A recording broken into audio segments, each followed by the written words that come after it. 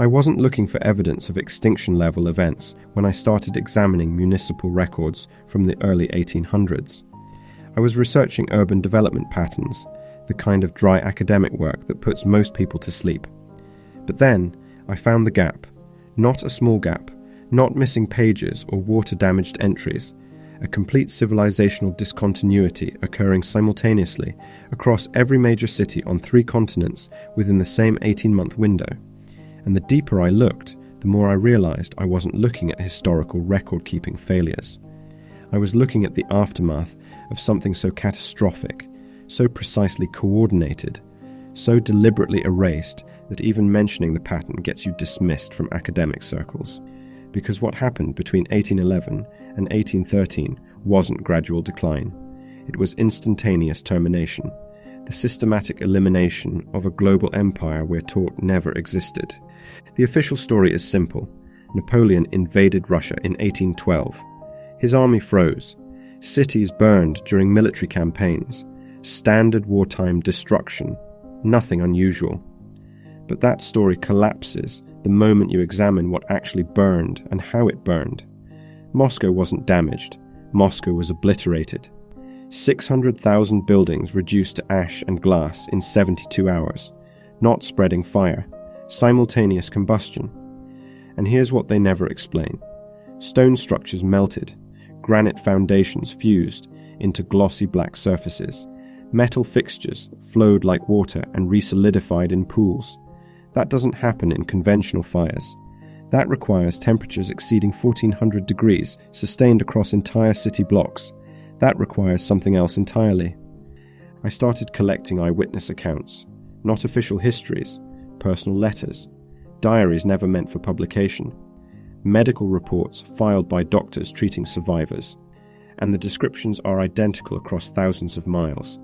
A merchant in Moscow wrote about light appearing before sound, brightness that burned through closed eyelids, heat that arrived instantaneously rather than building gradually. These aren't descriptions of spreading flames. These are descriptions of flash phenomena, thermal radiation traveling at light speed ahead of atmospheric shock waves. He documented it perfectly in 1812 without understanding what he was seeing. A military surgeon treating Russian civilians described symptoms that medical science supposedly wouldn't recognize for another 130 years. Burns without fire exposure, skin separating in sheets, hair loss occurring in patches, uncontrollable bleeding. Victims who survived the initial event dying weeks later from mysterious illness that spread through populations like contagion, but wasn't contagious. That's radiation sickness described with clinical precision in 1812. He documented dosage-dependent mortality. He noted that victims closer to the city centre died faster. He described symptoms that perfectly match acute radiation syndrome. And he had no framework to understand what he was recording. But Moscow wasn't isolated.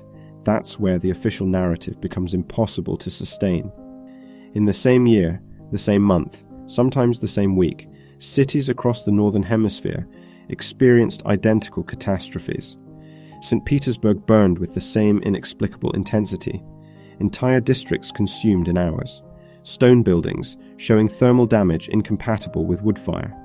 New York lost its southern waterfront to fires described as unnaturally hot and fast spreading. Philadelphia experienced conflagrations that destroyed districts the city hadn't rebuilt for decades. Washington burned so completely they demolished and reconstructed the Executive Mansion. Baltimore, Boston, Charleston, all in 1812 or early 1813. All described with the same impossible characteristics. The coordination problem becomes mathematically overwhelming. Russia and America weren't at war with each other. Napoleon's forces operated thousands of miles from American cities, yet the destruction patterns are identical. The timeline synchronizes too precisely. The physical evidence matches too completely. Either you believe in the most unlikely series of coincidences in human history, or you accept that something coordinated was happening, something that required simultaneous strikes across intercontinental distances. I found a French officer's journal describing what Napoleon's advance forces discovered as they moved into Russian territory. Not battlefield destruction, not military damage, abandonment, cities intact but empty, food preserved in storage, possessions left in place, livestock wandering unattended. He wrote about the eerie silence, the absolute absence of human presence across hundreds of miles, as if entire populations had received warning and evacuated en masse. That's not war preparation. That's catastrophe response. People don't abandon functioning cities with supplies intact unless they know something worse than occupation is coming. And then the fires arrived, not gradually, not spreading from military action, simultaneously across cities separated by hundreds of miles. The journal entries from different locations describe the same sequence: unusual brightness on the horizon, sudden temperature increase, then instantaneous conflagration. Buildings didn't catch fire, they exploded into flames simultaneously, entire city blocks igniting at once. That's not arson, that's not military action, that's coordinated thermal attack. The physical evidence still exists if you know where to look. I travelled to Moscow and started examining buildings officially dated to pre-1812 that supposedly survived the fires. The stonework tells a different story. Mineral discoloration at depths indicating exposure to extreme heat. Microfracturing consistent with thermal shock. Vitrification layers showing temperatures that conventional fires cannot achieve. And it's not surface damage, it's embedded in the molecular structure. These buildings were exposed to something that altered their chemical composition. There's an ash layer under every major Russian city. Archaeologists have documented it, dated it, studied it. They call it the cultural discontinuity of the early 19th century, a sterile stratum separating earlier construction from later rebuilding. No organic material survives in that layer. No wood, no fabric, no bone, just ash and glass and thermally altered minerals. That's not gradual fire damage. That's flash incineration, complete combustion of all organic material simultaneously. The pattern repeats globally. I started mapping destruction events from 1811 through 1813. South America experienced what official records call the Caracas earthquake in March 1812. Except survivors described something incompatible with seismic activity. A missionary wrote about heat rising from below, buildings not collapsing but melting, instant devastation without the rolling waves, characteristic of earthquakes. In the Caribbean, volcanic activity supposedly destroyed multiple islands, but the eruption patterns were wrong, too synchronized, too widespread, too simultaneous for natural geological processes. Asian records show the same timeline. Delhi experienced fires of unusual intensity in late 1812. Kolkata lost entire districts. Manila recorded conflagrations that consumed stone fortifications, all within the same compressed time frame, all described with characteristics that don't match conventional urban fires. Too hot, too fast, too complete. The global synchronization becomes impossible to explain through coincidence or conventional warfare. And here's what makes the evidence overwhelming. The rebuilding that followed shows a dramatic simplification, not gradual evolution, sudden regression. Buildings constructed after 1812 are architecturally inferior to what existed before. Construction techniques were lost, engineering knowledge disappeared, stonework quality declined. The precision carving, the mathematical proportions, the sophisticated integration of structural and aesthetic elements that characterize pre-1812 architecture simply stopped appearing. I found construction contracts from the 1820s in Russian archives.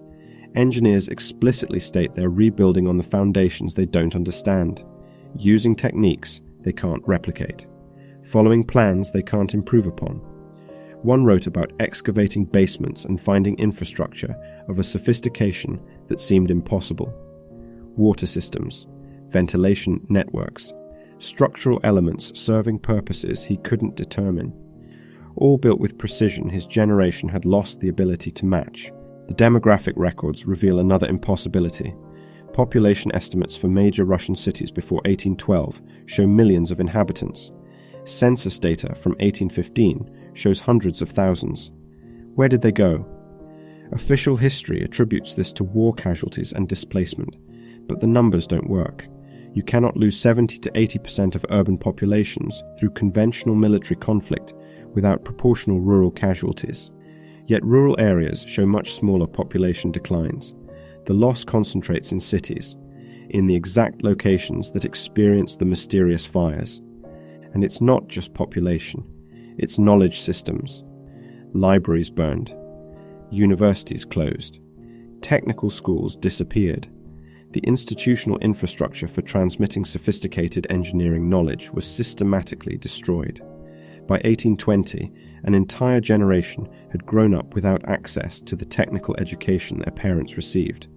The knowledge gap wasn't gradual obsolescence. It was sudden severance. Medical records from the 1820s show another troubling pattern. Unusual illness clusters in populations living near the destroyed city centers. Higher cancer rates, reproductive problems, birth defects occurring at elevated frequencies. Doctors noted the correlation with proximity to the burn zones, but had no explanation. We have an explanation now. Those are classic markers of radiation exposure in surviving populations. The medical documentation exists, the pattern is clear, and it's been sitting in archives for 200 years, while historians focused on Napoleon's military campaigns. The timeline itself reveals deliberate coordination. The major destruction events cluster between September 1812 and March 1813. 6 months of global catastrophe, then silence. Rebuilding begins immediately. New authorities emerge. New political structures consolidate. New historical narratives get written. And within a generation, the previous civilization becomes myth. The advanced architecture gets attributed to earlier periods. The sophisticated engineering gets dismissed as exaggerated accounts. The global coordination gets erased from official records. I found references to what came before in the strangest places. Insurance company records from the early 1800s mention pre-existing infrastructure of unknown origin. Maritime logs describe port facilities too sophisticated for the credited builders. Railway surveys from the 1830s note pre-existing grades and tunnels of mysterious provenance, all carefully worded, all avoiding direct acknowledgement, all hinting at something that officially never existed. The cartographic record shows the erasure in real time. Maps from 1799 label vast territories as Tartaria, a recognized empire with borders, cities, trade routes, governmental structures. Maps from 1820 show the same territories relabeled. Russia, China, Persia. The names changed, the borders shifted, but the cities remained. The infrastructure persisted. Only the civilization that built them disappeared from acknowledgement. And here's where it becomes undeniable. The technology for what I'm describing existed long before we're told it did. Ancient sites worldwide show evidence of vitrification, stone fused into glass, by temperatures that shouldn't be achievable without modern technology.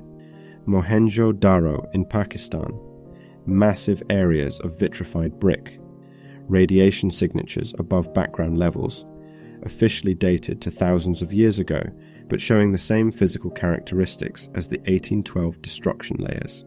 What if the technology wasn't invented in the 20th century? What if it was rediscovered? What if humanity has been through this cycle before? Advanced civilization, catastrophic war, systematic destruction, then rebuilding by survivors who lost the knowledge of what they once possessed. The evidence suggests we're not the first technological civilization. We're the latest in a series. And each time, the same pattern.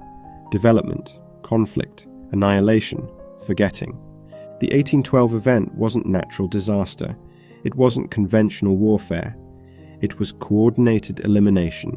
Simultaneous strikes against every major center of a global civilization.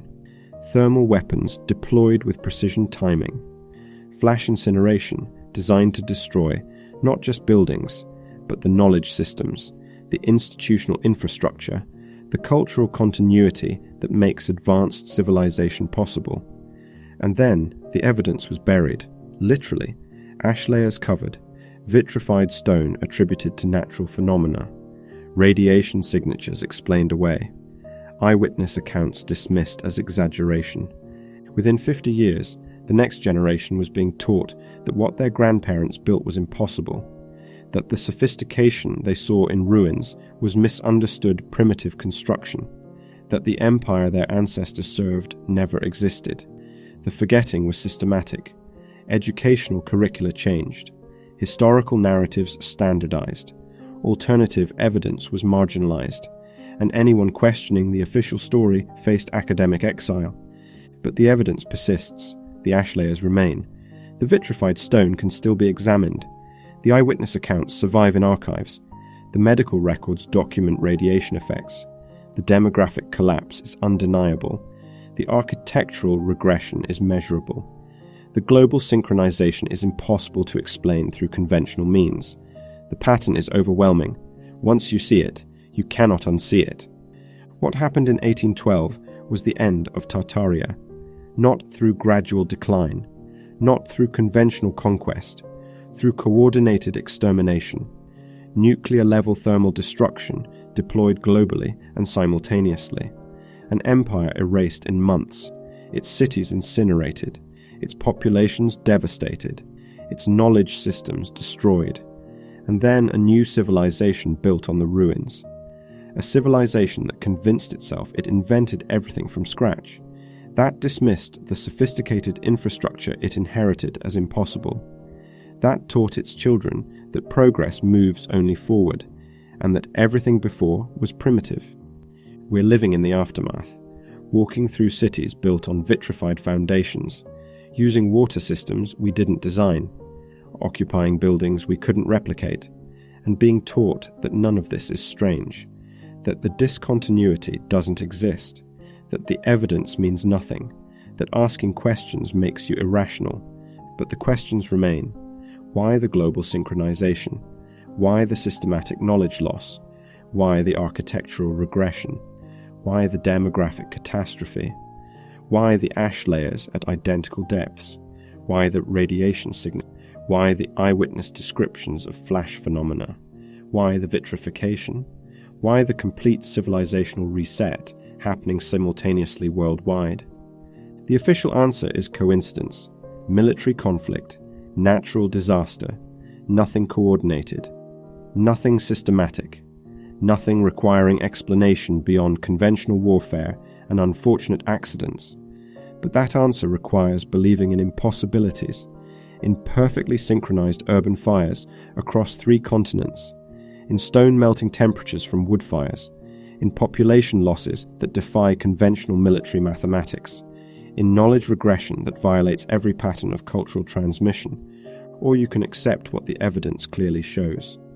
That 1812 marked the systematic destruction of a global civilization, that thermal weapons were deployed with coordinated timing, that the empire we call Tartaria was real, sophisticated, and deliberately erased, that we're rebuilding on ruins we've been taught to ignore. That history is not what we've been told, and that the greatest empire humanity ever built was incinerated in 1812, buried under ash and lies, and forgotten within 2 generations. The evidence waits in archives. The physical scars remain in stone. The truth persists despite 2 centuries of denial. And once you see the pattern, the gap, the discontinuity, the impossibility of the official story, you cannot stop asking, what else have we forgotten? What else was destroyed? What else are we living among without recognizing? The bones of giants remain. We just stopped looking down.